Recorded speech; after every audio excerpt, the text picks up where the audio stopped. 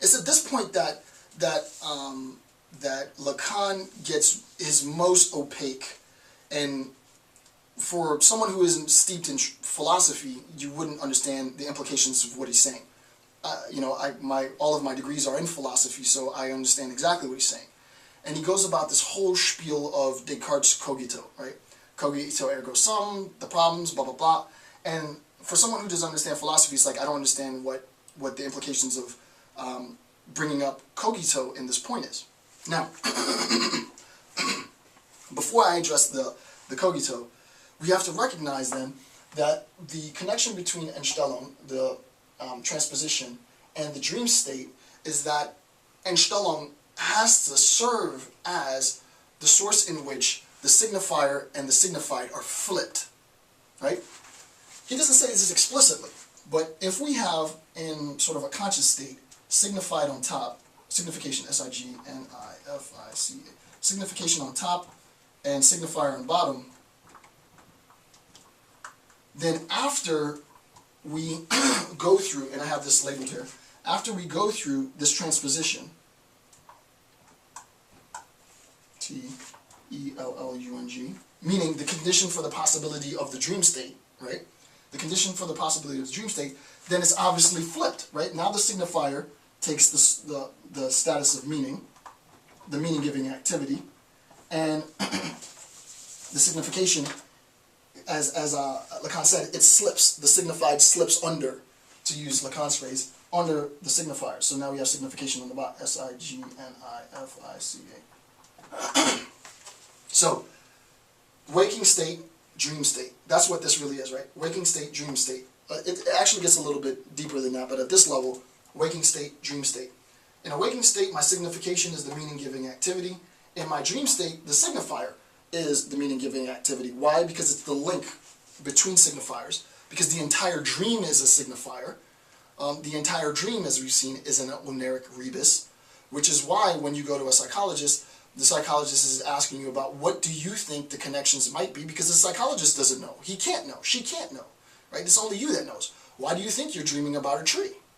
Right? And you say, well, I don't know. I remember I was a kid and I used to read under the tree all the time. And I just read under the tree all the time, and I wanted to get away from the house, so I read under the tree. Oh, maybe it represents knowledge for you, blah, blah, blah. It might represent something different for someone else, right? What happens is the signifier is elevated after transposition to the meaning-giving activity. That's very technical, I'll say that again, right? The signifier is elevated to the meaning-giving activity after Entstellung, right? After this transposition, right? It's in the dream state that the signifier now becomes the meaning-giving activity, and what we need to do is make sense of it, right? It's STA4NCE, as a dream, right? And it's not until we awake that we recognize that it was only a dream, and now we need to make sense of that, right? So the meaning-giving activity comes from STA4NCE, it comes from the dream, right? It comes from the dream. So the signifier has been elevated to this meaning-giving activity. And there's a cool Kantian tie, but I'm not going to complicate it with Kant at this point.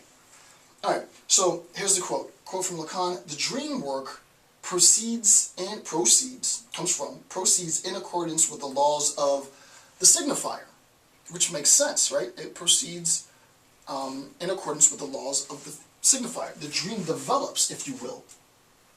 The dream, and I'll write this down, the dream develops from the, and another way of looking at this is not just the signifier. To really get explicit, the dream develops from the oneric rebus, to be very technical, right? So the dream develops from the oneric rebus, right? My dream of Aleph, right? My dream of vow is a different type of dream than my observation of Aleph, my observation of vow. My dream of Aleph might be a consequence of my fear of death, right? Because vultures are that which kills you, right? And a chick might be a representation of sort of this neophyte, this new beginning, right? So you can sort of look at, this is many different ways, this is off the top of my head. But within the dream state, if I'm dreaming about Aleph and vow as actual birds flying around, they will represent things differently. In my mind, Aleph would be death, vow would be life, and it would be this battle between the two, right? In someone else's mind, it might be something different, but the dream proceeds from an attempt to understand this oneric rebus, the representation of those signifiers within the context of the dream. Noting that the entire dream is a signifier, right? There really isn't, properly speaking, signification in the dream, right? We need sort of an awake state of affairs in order to make sense of it. Okay, here's the quote from another quote from Lacan. Right from the outset, and this is what his sort of problem is with other academics. Right from the outset, people failed to recognize the constitutive role of the signifier. Right from the beginning, people failed to recognize this constitutive role of the signifier in the status Freud immediately signed to the unconscious. And the question becomes, what does he mean by constitutive, right? What does he mean by the constitutive role of the signifier? One, it presupposes that the signifier has a function, and it does, right, because the role. And secondly, it presupposes that not only does it have a role, but its role is to construct, right? It's constitutive. So what is it that the signifier is constructing? And this is what I had to say. The answer is that the signifier has the power to construct meaning that would otherwise evade our conscious abilities, because after passing through Entstellung, after passing through this transposition, it is elevated to meaning-giving functionality. What in the world does that mean? Okay, I did a very, very complicated sort of mathematical lecture that I apologize for from the beginning on epistemic modal logic. And in it, I was talking about Zizek's response to Donald Rumsfeld's sort of three states of affairs. I know that I know, I know that I don't know that I don't know, and then Zizek comes and says, well, you forgot the unknown known, that which you don't know that you do know. That unknown known functions within this discourse, within this semiotic discourse, right? We can discuss it, and Zizek does it best, so I'm not going to try and discuss it better than Zizek. No one does it better than Zizek. Zizek situates it within Lacanian psychoanalysis, precisely where we are here. What I was attempting to do, and what I did, was I showed you mathematically how it's represented in epistemic modal logic, that we can symbolize the known known, we can symbolize the unknown, the known unknown, we can symbolize the unknown unknown, but we cannot symbolize that I do not know that I do know, right? The unknown known, we can't symbolize it. The point to recognize is that after we've entered into a state, right, into a state where our brain is constructing information, right, and there's no other, I apologize for sort of being biological, but I don't know any other way to describe this.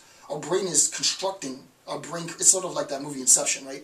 Your brain creates, your brain literally secreting enzymes creates a street, it creates a pathway, it creates the cars, it creates, none of that exists, right? But my brain is creating that state of affairs. The question is, where is my brain creating that state of affairs from? The improper response is to think, right, and this is very important, right? The improper response is to think that because I saw a car in real life, my brain is replicating the car in a dream state. That's false, right? What's happening is that I recognize in the real world, not objects, but implicitly I recognize signification. I recognize meaning. But meaning isn't something like red, right? Meaning isn't like I see meaning here, right? We recognize meaning all the time, but we can't see it visibly. So I'll give you an example. You're at a dinner function with friends, and it's a long table with two ends. And you notice that the husband sits at one end, the wife sits at the other end. The male children sit at the end with the husband, the female children sit at the end with the mother. You see the state of affairs and you automatically understand that there's some sort of hierarchy going on, but no one addresses it. It's sort of just a given. It's like, okay, I see it, I get it. It might be the case that the children don't speak, and the only time that they do speak is when an adult speaks to them. No, you don't see that like you see red. It's underneath the text, right? It's meaning, and it's something that we understand. It's something that we are connected to, but we can't see it in the real world. It's not something that's visual.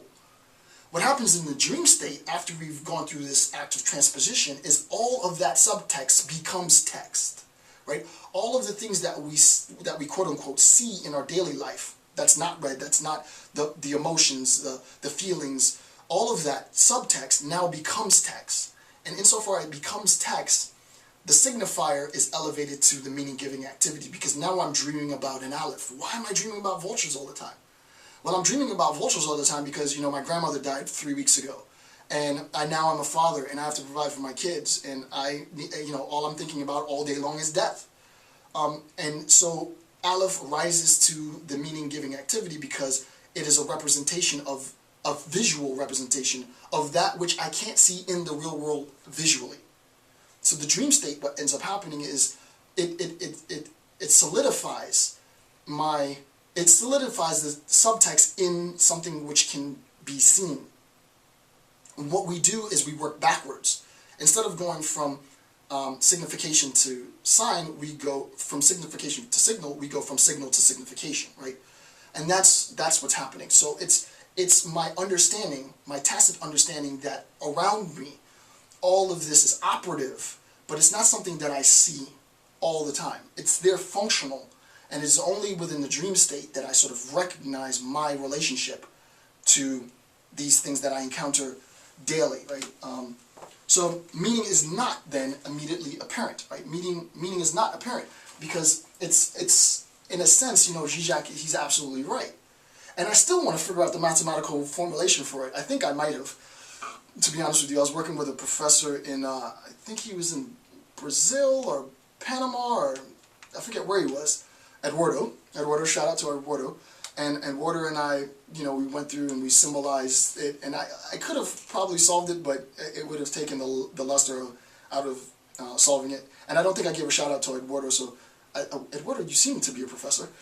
So shout out to Eduardo, because we went through and we sort of went through epistemic modal logic through a couple of back and forths and discussions, and I think we roughly symbolized it. I'm not going to post it because, you know, it could be right, it could be wrong, but it was close, so I think we were close enough.